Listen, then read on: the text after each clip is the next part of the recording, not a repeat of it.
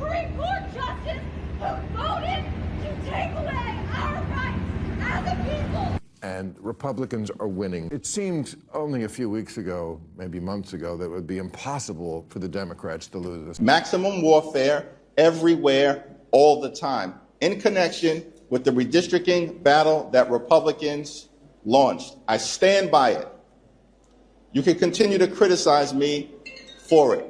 I don't give a damn about your criticism. A few moments later. Got some more breaking news. This just handed down moments ago from the Virginia State Supreme Court ruling the process to redraw that state's congressional maps is unconstitutional. No way. Well, headline today, way. There is a way. And it's because of what they do when they don't win, they cheat. As I said last week, I guess you didn't watch the show. They're not supposed to. You wouldn't know, they're literally not supposed to take that into account. But I said, we're not living in the future.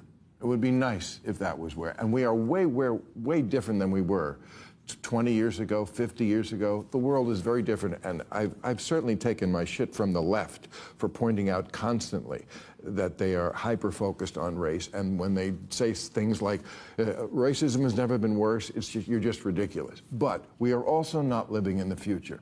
Show this map, please. This is what the map could look like in the South, of what it used to look like. See those blue? Those are blue districts. This is what it's going to look like now. There are districts that have been carved out so that minorities are represented, for sure. That is racial gerrymandering. It has to happen until we are living in the present, in the future, and we're not. And if you think that you're going to take away all these black representatives in the United States Congress without repercussions, I mean, you take away that. This is really what's going on. Yes, a random leftist woman is outside the VA Supreme Court screaming at the building. I believe you've seen her. She actually got angry because the Supreme Court took a decision to strike this down. Now, there is something more concerning. This influencer, Hassan Piker, is facing calls to be visited by the FBI after he appeared to urge vote revolution at the Virginia Supreme Court, striking down an illegal 10D 1 hour house map. Just 2 weeks ago, Democrats were bragging that they turned the tables on Republicans and actually were winning the redistricting that the GOP started late last year in Texas. Today, things look really different. The Virginia Supreme Court this morning blocked the Democratic gerrymander plan to flip 4 seats from red to blue. The ruling was on a legislative technicality. The court said Democrats used an unconstitutional process to put the referendum on the ballot. But technicality or not, it's a huge loss for Democrats who spent tens of millions of dollars persuading Virginia voters to approve the new map. I believe you saw what happened a few hours ago in Virginia. The Supreme Court taking this decision is a devastating blow to Democrats. If you take a look at this, CNN just had to admit it live. Obama and Hakeem Jefferies are cooked after Virginia Democrats tried to steal 4 extra seats with these. 338 million flushed down the drain from Jeffrey Lynn Group's big defeat for the Democrats. You know, I don't know, everybody is calling out Obama, Hakeem Jeffrey because of the role they play in this state. And it is actually alarming that these people are now speechless because there is absolutely nothing they can do about this. This is a big blow. Hakeem Jefferies, I basically wrote a column that was like, this was great for Hakeem Jefferies because he was all in on it. $38 million spent from a group affiliated with him. Obama was in on this. And now this is a big defeat. And one of the reasons why Virginia was so important as well was Democrats were anticipating this Supreme Court. Republican states that have gerrymandered have followed their laws, their state constitutions. Democrats are upset about the Virginia Supreme Court striking down Virginia's new map. The difference is Republicans follow the law. They followed their state laws and their state constitutions. Democrats don't do that. They worked outside of their own laws in Virginia to try and pass this congressional map. I've never really been big on I told you so's, but guys, I told you so. I told you last week that the Supreme Court would strike this down because they did not follow their own laws.